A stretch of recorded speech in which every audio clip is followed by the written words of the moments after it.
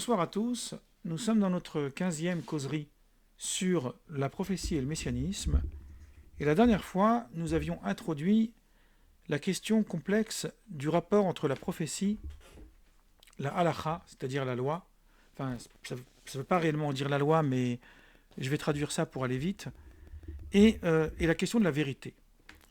Alors, juste en une minute, je vais réintroduire ce que j'ai dit la semaine dernière, enfin il y a quelques semaines déjà. Et ensuite, on va rentrer dans le vif du sujet. Le problème qui se pose à nous ici, sur la question que je pose, c'est presque, j'ai envie de dire, une aporie. C'est que nous avions expliqué que le principe de la prophétie, c'est de parler un langage énigmatique, un langage fait de paraboles et d'énigmes. Et que seule la prophétie de Moïse est une prophétie telle que s'emploie le langage du livre des Nombres, un verset du livre des Nombres, sans énigme, sans parabole, comme un homme qui parle à son prochain. Et c'est pour cette raison que Moïse, il est devenu ce qu'on appelle l'administrateur de la loi divine, puisque les commandements de la Torah ne sont que dans les 5 livres de Moïse, la Torah, ni dans les prophètes, ni dans les écrits, ni dans la suite de la Bible. Alors que les livres prophétiques, ce qu'on appelle les Nevi'im, ce qu'on appelle le Tanakh, ils ont des messages prophétiques, mais ils ne contiennent pas de loi. C'est un sujet qui est très vaste, qui aurait peut-être même nécessité un an de travail, mais je l'aborde comme ça. Maintenant, le problème qui se pose à nous, c'est la question du rapport à la vérité. Alors, le rapport à la vérité est une question complexe, parce que lorsque nous parlons de vérité, j'ai envie de dire, mais c'est presque rhétorique, même si c'est sérieux, que la vérité n'est que regard.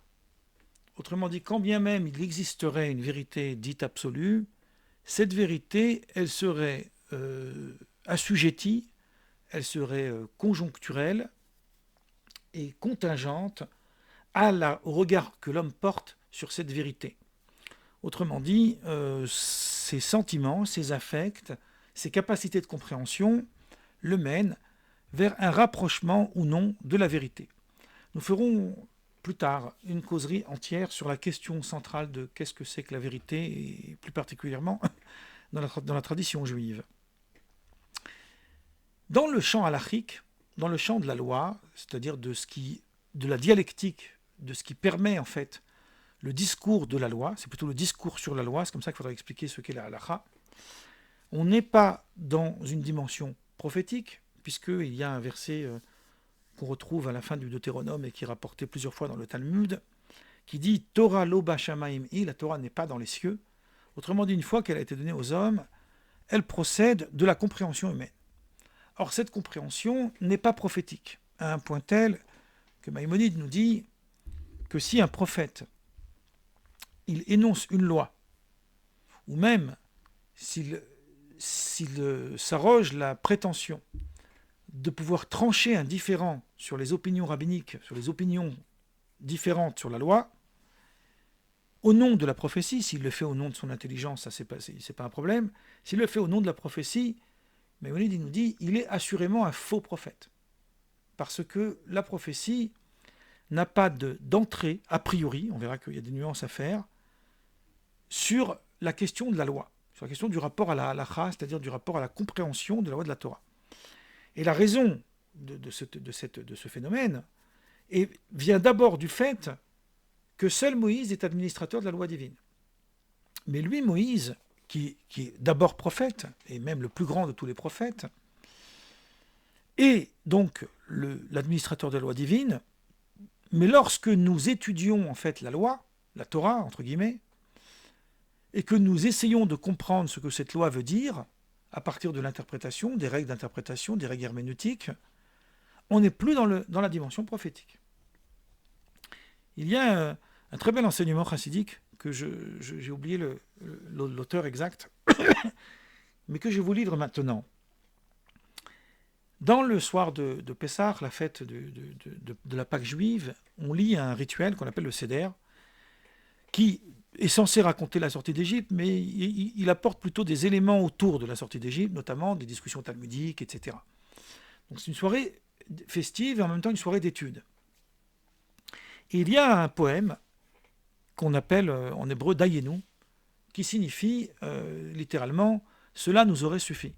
C'est-à-dire qu'on rend louange à Dieu sur tous les bienfaits qu'il nous a fait lors des miracles qu'il a accomplis à la sortie d'Égypte, mais on les prend par étapes, et chaque étape nous dit « ça aurait été suffisant ». Mais il n'y a pas eu que ça, il y a eu encore autre chose.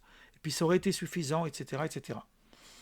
Puis à un moment donné, il y a cette phrase, presque énigmatique, qui nous dit « si Dieu nous avait permis d'accéder à la montagne du Sinaï, mais qu'il ne nous aurait pas donné la Torah, cela nous aurait suffi. » Et les commentateurs se demandent qu'est-ce que ça vient faire cette phrase. Elle est ridicule. Qu'est-ce qu'on va faire au Sinaï? On va jouer aux osselets, on va essayer de se bronzer au soleil du désert. À quoi ça sert d'aller au mont Sinaï si ce n'est pas pour recevoir la Torah? Et une des interprétations que j'ai lues, qui je trouve extraordinaire et qui rejoint tout à fait la causerie de ce soir, c'est de dire la chose suivante. Il y a deux niveaux, deux degrés en fait, dans ce qu'on appelle, dans le jargon hébraïque, Matan Torah, c'est-à-dire le don de la Torah. Il y a un premier niveau où Dieu transmet une loi aux hommes. Cette loi, les hommes doivent l'accomplir, mais cette loi reste dans le domaine de Dieu. Et il y a un deuxième degré, un deuxième plus élevé,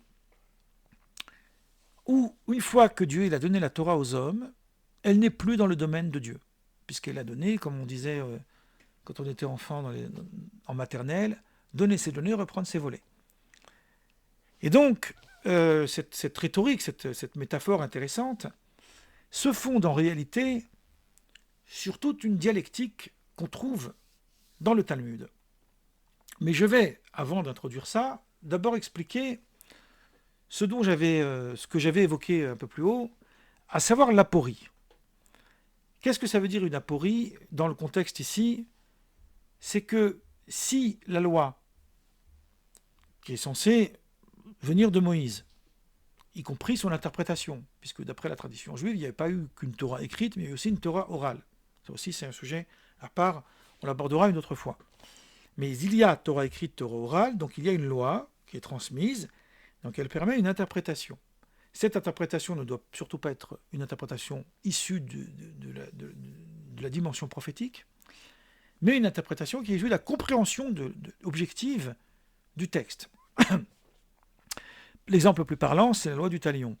Lorsqu'on nous dit œil pour œil, dent pour dent, etc., à partir d'une casuistique complexe, les rabbins dans le Talmud, dans le traité Baba Kama et d'autres droits encore, vont démontrer qu'il ne s'agit pas, au sens littéral, de crever l'œil de celui qui a crevé l'œil de son prochain, ou de couper la main de celui qui a coupé la main de son prochain, mais d'évaluer en fait la valeur du préjudice d'une personne qui a perdu un œil.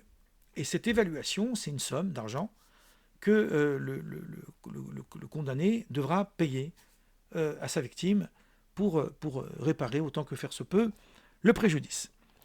Cette interprétation de la loi, elle n'est pas dans le texte, mais elle est issue d'une casuistique, d'une lecture qui est conforme aux règles herméneutiques de la tradition juive. Donc elle fait partie de ce qu'on appelle la Torah du Sinaï, la Torah qui est donnée par Dieu au Sinaï. Et donc cette interprétation, elle n'est pas prophétique, elle est halachique. Mais elle interprète en fait ce que Moïse voulait dire lorsqu'il a dit œil pour œil, dent pour dent, etc.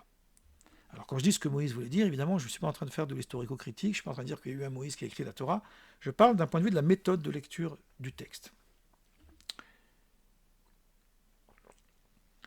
Or, le prophète, lui, il n'a pas d'entrée a priori, il y a des nuances à faire, mais je ne vais pas les faire maintenant parce que ça nécessiterait un an d'étude. Il n'a pas d'entrée dans le champ halachique, puisque Torah lo b'shamayim, la Torah n'est pas dans les cieux, donc Dieu ne donnera pas une nouvelle Torah à un prophète, donc le prophète n'a pas de nouvelle Torah.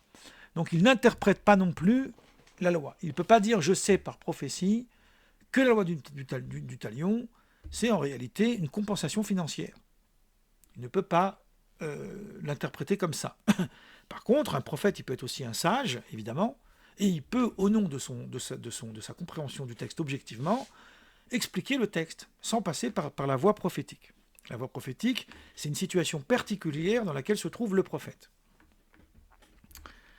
Or, si nous doutons du caractère véridique, de la vérité du message prophétique, alors on tombe dans un interdit de la Torah qui impose en fait, qui donne pour injonction de suivre le prophète.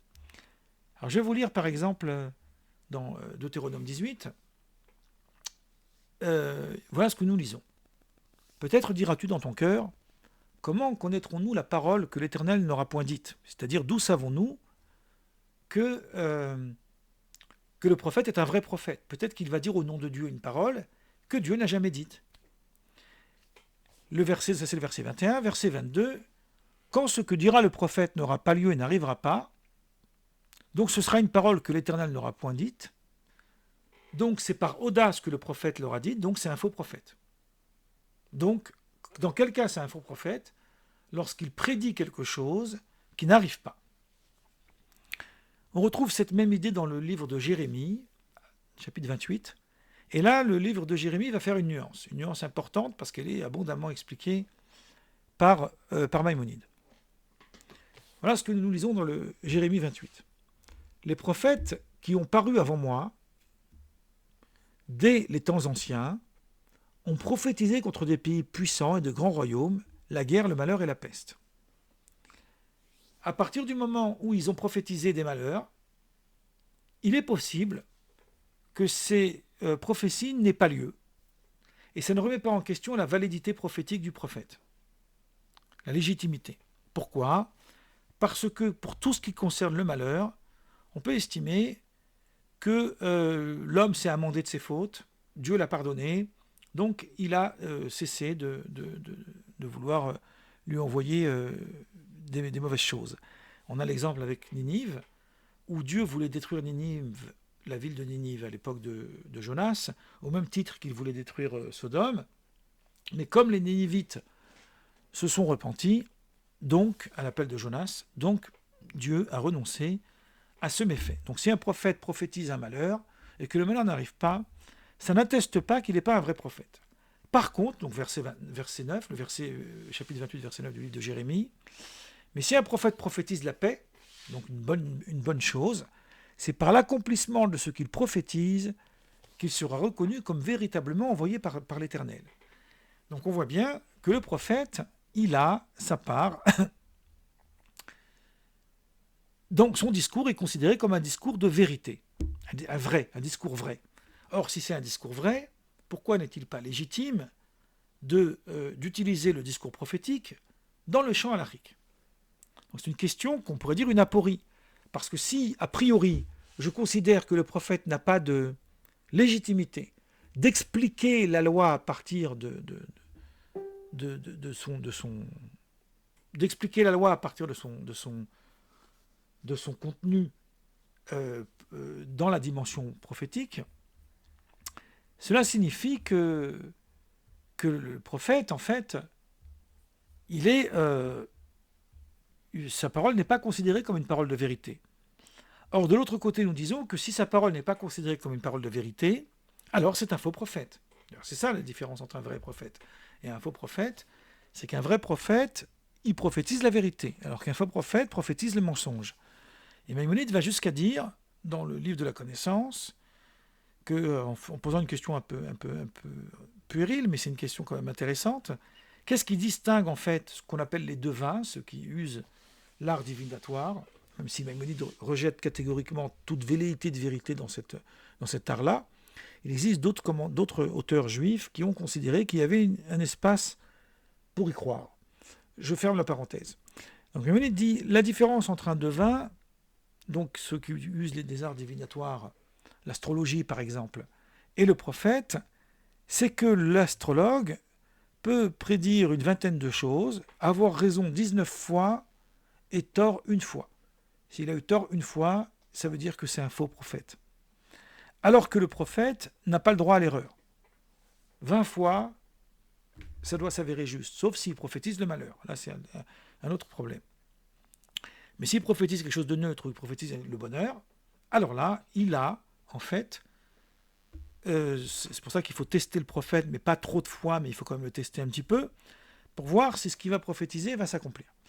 Donc on n'a pas de doute, en fait, sur la vérité du discours prophétique. porter un doute sur la vérité du sceau prophétique, c'est remettre en question la dimension prophétique tout court. Et la Torah considère qu'il y a un espace, qu'il y a eu même une période, même si aujourd'hui il n'y en a plus, où il y a eu des vrais prophètes dans l'histoire juive. Encore une fois, je suis dans le contenu du texte et j'essaie de l'expliquer tel qu'il se présente à moi. Or, dans le champ halachique, tout à coup, on nous dit le prophète n'a pas d'espace. Et cette histoire va très loin. Vous avez 2 épisodes dans le Talmud, je vais les passer très vite. Il y en a même plus que 2, mais je vais aborder ces 2-là parce qu'ils sont pour moi extrêmement essentiels. Vous avez un épisode, en fait, dans le traité, les 2 se trouvent dans le traité Bava Metzia. Je vais commencer par le plus connu. C'est quelque chose qui est extrêmement, abondamment cité dans les conférences, quand vous allez dans les conférences sur le judaïsme. On a souvent l'habitude de vous brandir ce texte comme étant un texte de référence. Effectivement, c'est un texte de référence. Mais en tout cas, c'est quelque chose qui est devenu extrêmement célèbre par la manière dont il est cité. Ce texte nous raconte à propos de ce qu'on appelle le four d'Aknaï, c'est le nom du four. Donc il y avait un problème avec ce four, et la question posée était de savoir si ce four était pur ou impur.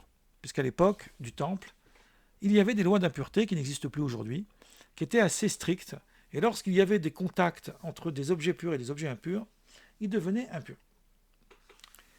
Il y a un rabbi qui s'appelle Rabbi Eliezer. Lui, il a dit le four est pur. Les autres rabbis, qui n'étaient pas d'accord avec lui, ont réfuté ses arguments.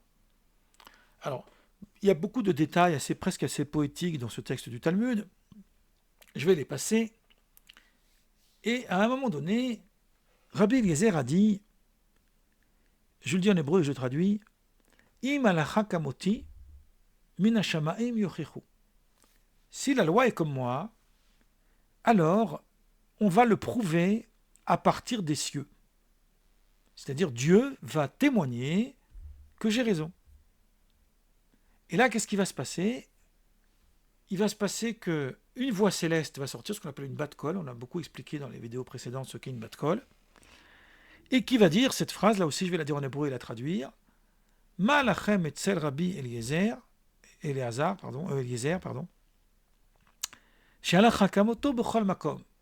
Qu'est-ce que vous avez contre Rabbi Eliezer, alors qu'à chaque fois qu'il prononce une sentence, il a toujours raison. Donc, les cieux témoignent que Rabbi Eliezer a raison contre les autres sages. Et là, Rabbi Yehoshua, qui était le Nassi, on va dire le président de l'Académie, il se lève et il cite Deutéronome 32, qui nous dit « Lo bashamaim hi, la Torah n'est pas dans les cieux ». Qu'est-ce que ça veut dire, la Torah n'est pas dans les cieux? À partir du moment où la Torah, elle a déjà été donnée au mont Sinaï, on n'a plus le droit de se fier à une voix céleste pour tout ce qui concerne la loi. Et du fait que la Torah, dans Exode 23, elle a dit qu'il faut fixer la loi à Rabim Leatot en fonction de la majorité, c'est le principe de la démocratie, entre parenthèses, alors on ne peut pas accepter une voix céleste qui viendrait trancher la loi à partir d'une opinion minoritaire. Donc, Rabbi Eliezer a été réfuté en dépit du fait que, du ciel, entre guillemets, on a approuvé sa parole. Et le Talmud conclut et dit, c'est assez amusant à la fin, donc je vais vous lire, qu'après cette histoire, il y avait un rabbi qui s'appelait Rabbi Nathan, qui était donc visiblement présent. Il est sorti et il a rencontré le prophète Élie, c'est le prophète qui se révélait souvent aux sages. Et il lui a dit, qu'est-ce qu'il est en train de faire Dieu maintenant? Et il lui répond, le prophète Élie, il est en train de rire. Et il dit, Nitzruni Banaï, mes enfants, vous m'avez vaincu. J'ai voulu, moi, faire sortir une voix céleste pour donner raison à un des rabbis, mais j'ai été réfuté parce que la Torah n'est pas dans les cieux. C'est un passage du Talmud qui fait partie de la Haggadah, c'est-à-dire de la narration, des allégories, des histoires, etc., mais qui pourtant a profondément sa place dans le champ halachique, puisque c'est de ce passage du Talmud qu'on va analyser la question du rapport entre la prophétie et la vérité. Il y a un autre passage, j'avais dit qu'il y en avait deux, qui est encore plus édifiant que celui que je viens de vous lire. Vous allez voir, c'est assez fascinant. Donc ça se trouve dans Baba Metzia 86a. Bon, je ne suis pas sûr qu'on va aller vérifier, mais quand même, je donne la source. Qui parle là-bas de la lèpre. La lèpre, c'est une maladie, évidemment, mais elle était considérée à l'époque du Temple comme impure. Il y avait un doute sur l'apparition de la tache. Il y avait une tache qui montrait qu'on avait la lèpre, mais il y avait certaines taches qui étaient considérées comme pures et d'autres qui étaient considérées comme impures.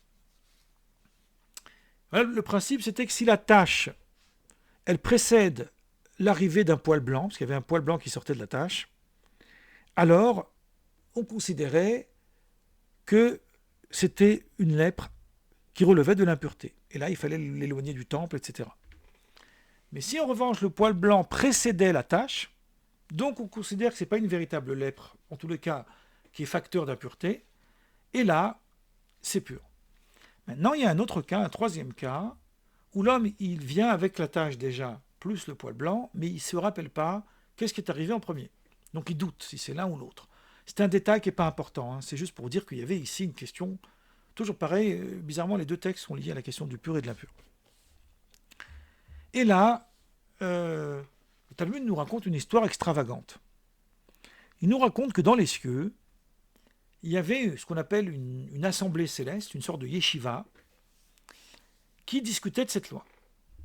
Et la yeshiva a conclu que dans le cas où il y a un doute, c'est impur, c'est tamé. Alors que Dieu, lui, avait dit, donc en s'opposant à la yeshiva céleste, il avait dit, c'est pur. Alors il y avait un rabbin qui s'appelait Rabba Bar Nachmani, qui lui était vivant. Il s'est proposé de monter au ciel pour régler leurs différends, parce que c'était un expert dans ces lois-là. Il est arrivé au ciel et il a précisé, donc il a décidé de faire comme Dieu, et il a approuvé en fait la décision divine en disant que dans ce cas-là, c'est-à-dire dans le cas du doute, c'est pur. Donc on va résumer l'histoire très simplement. Il y a une question de loi liée au pur et à l'impur. La yeshiva céleste avait dit impur, Dieu avait dit pur. Un homme terrestre, expert dans ce domaine, est monté dans les cieux et il a tranché comme Dieu. Maintenant, cette question, c'est une question qui est soulevée déjà par la Mishnah, elle date du IIe siècle, donc elle va donner lieu à des débats rabbiniques classiques, comme tous les débats rabbiniques normaux. Certains décisionnaires, par exemple Maïmonide, vont considérer qu'en cas de doute, c'est pur, et d'autres décisionnaires vont considérer que c'est impur. Pourquoi ? Tout simplement parce que du fait que la Torah n'est pas dans les cieux, on ne peut pas se fier à une décision d'ordre divin. Donc on ne peut pas se fier, même si on ne remet pas en question le fait que Dieu aurait pu dire que c'est vrai que c'est pur, mais on ne peut pas se fier à cette décision puisqu'elle émane de Dieu et que la Torah n'est plus dans le domaine divin. Maintenant, elle est dans le domaine de l'homme. Et jusqu'où ça va, c'est une façon presque juive de légitimer une forme d'hérésie. Alors je vous passe maintenant les détails de ce sujet et je vais arriver tout de suite à... Il y a deux auteurs classiques, même plus que deux, il y en a trois ou quatre, qui posent cette question et ils arrivent tous les trois à la même conclusion. Donc il y a un rabbin qui s'appelle Rabbeinu Nissim, qui était du XIVe siècle, et qui a écrit un immense commentaire sur le Talmud, et il a écrit aussi un livre qu'on peut apparenter à la philosophie, qu'on appelle les Drashot Haran, et il a un chapitre très long, juste sur ce sujet que je viens de vous dire. Et un autre qui est son élève, Joseph Albo, que je cite souvent, l'auteur du livre des Principes, et les deux arrivent à la même conclusion. Lui, il pose une question, il dit, mais comment est-ce possible qu'on puisse imaginer qu'il y ait pu avoir un débat où Dieu serait l'un des antagonistes et que les rabbins ne seraient toujours pas d'accord avec Dieu. Si le fondement de la loi, c'est la vérité, C'est ça l'aporie. Si le fondement de la loi, c'est la vérité, alors la parole de Dieu, c'est aussi la vérité, il faut suivre Dieu. On ne peut pas remettre en question la parole de Dieu. Cette question de la parole de Dieu, c'est sujet à caution. On fera dans les semaines suivantes peut-être une ou deux causeries sur cette question, qu'est-ce qu'on entend par là. Mais pour l'instant, on va rester dans l'idée littérale. Il y a une parole, Dieu aurait dit ça, les rabbis l'ont entendu, admettons que ce soit vrai, hein, sinon on ne peut pas dialoguer. Et là, tout à coup, on le rejette parce que la Torah n'est pas dans les cieux. Et les deux auteurs vont nous dire quelque chose d'édifiant. D'édifiant. Pour pouvoir l'expliquer, et c'est avec ça que je vais conclure aujourd'hui, je vais juste le faire un peu à la façon du talmudiste. C'est comme si qu'ici je disais, il y a deux textes contradictoires. Il y a deux idées qui se contredisent, qui s'entrechoquent. Je reprends le premier récit. Dans le premier récit que je vous ai raconté, il y avait un rabbin du nom de Rabbi Eliezer qui a dit « Les cieux approuveront que j'ai raison ». Il y a une voix céleste qui est sortie et qui a dit « La Torah n'est pas dans les cieux ». Et qui a dit « Qu'est-ce que vous avez contre Rabbi Eliezer alors que la loi est toujours comme lui ?» Donc on va considérer que ça c'est la parole de vérité. Rabbi Eliezer, il est conforme à la vérité puisque Dieu approuve son discours. De l'autre côté, Rabbi Yehoshua réfute la parole de vérité au nom d'un autre principe. Exode 23, qui nous dit il faut suivre la majorité. Rabbi Eliezer, il était minoritaire contre les autres rabbis. Et puisqu'il était minoritaire, on ne pouvait pas fixer la loi comme lui. Donc ici, on a la dimension démocratique du débat halachique, puisqu'il y a une vraie démocratie d'un côté, et de l'autre côté, on a la vérité. Qu'est-ce qu'on doit suivre? La vérité ou la démocratie? Et quand je dis la démocratie, c'est bien sûr, c'est pas vraiment ça, mais ça ressemble. Alors voilà ce qu'il dit Rabbeinu Nissi.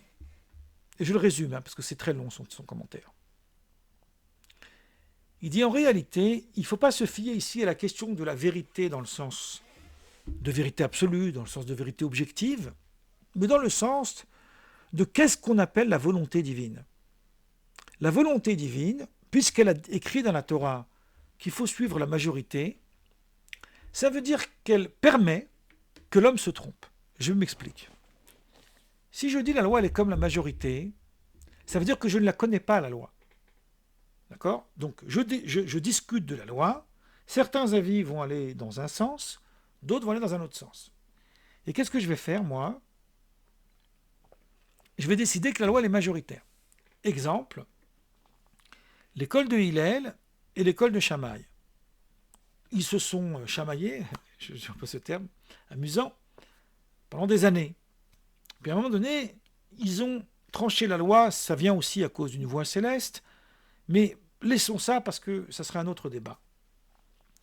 Ils ont admis que la loi, elle était comme Hillel. Une des raisons pour lesquelles ils ont admis ça, pour lesquelles la raison essentielle, c'est parce que, le Talmud le dit dans Brachot et ailleurs, il y avait beaucoup plus de disciples chez Hillel qu'il y en avait chez Shammai. Un jour, c'est arrivé, c'est un jour clé de toute la tradition talmudique, où l'école de Shammai était majoritaire. Ils ont fermé les portes de la maison d'études, ils ont empêché les élèves de Hillel de rentrer. Je parle de cet épisode, c'est un épisode clé en fait, dans mon livre sur Jésus. Et ils ont tranché 18 cas. C'est pour ça qu'il y a 18 cas dans la loi juive où la loi est comme Shammai. Mais en général, la loi est comme Hillel. Pourquoi? Parce qu'elle est conforme à la majorité. Il y a un commentateur du Moyen-Âge qui vivait dans la ville de Sens, en France, et qui écrit, et il dit qu'en réalité, aucune parole n'est plus vraie qu'une autre. On n'est pas ici dans le domaine de la vérité, on est ici dans le domaine de la majorité. Mais tout avis minoritaire, s'il s'associe avec d'autres avis qui viendront plus tard, et qui devient majoritaire, donc la loi peut être modifiée. Elle n'est pas modifiée parce qu'on la modifie comme ça, elle est modifiée parce qu'elle est conforme à la majorité. Donc à chaque fois qu'une loi est conforme à la majorité, elle est donc modifiée. À partir de cette idée-là, Rabbeinu Nissi nous explique, nous dit que la volonté de Dieu, c'était que la Torah ne repose pas à l'échelle humaine sur le principe de la vérité, mais repose sur le principe de la compréhension humaine de la loi. Donc je vais vous lire les quelques lignes que j'ai résumées, mais c'est un très court résumé. En réalité, après que la Torah ait été donnée aux hommes, seul l'intellect humain peut faire jurisprudence, c'est-à-dire peut décider la loi.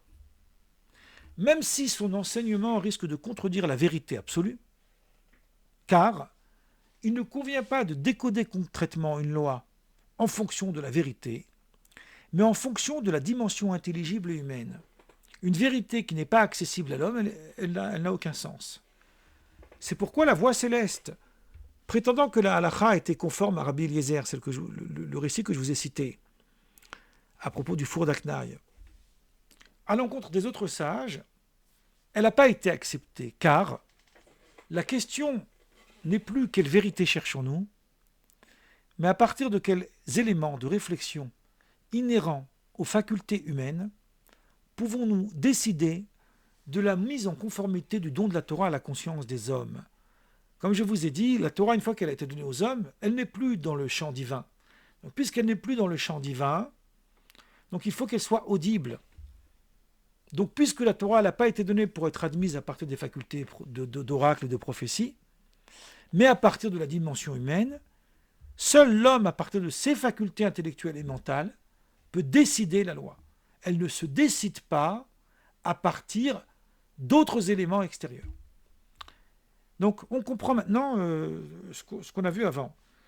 La question de la vérité sur le champ prophétique n'est pas remise en cause, on ne discute pas de la vérité prophétique. En revanche, la question de la manière dont le juif va vivre sa compréhension de la loi, ça reste dans le domaine de la réflexion et des capacités humaines d'entendement. Voilà. Moi, je vais m'arrêter là pour aujourd'hui.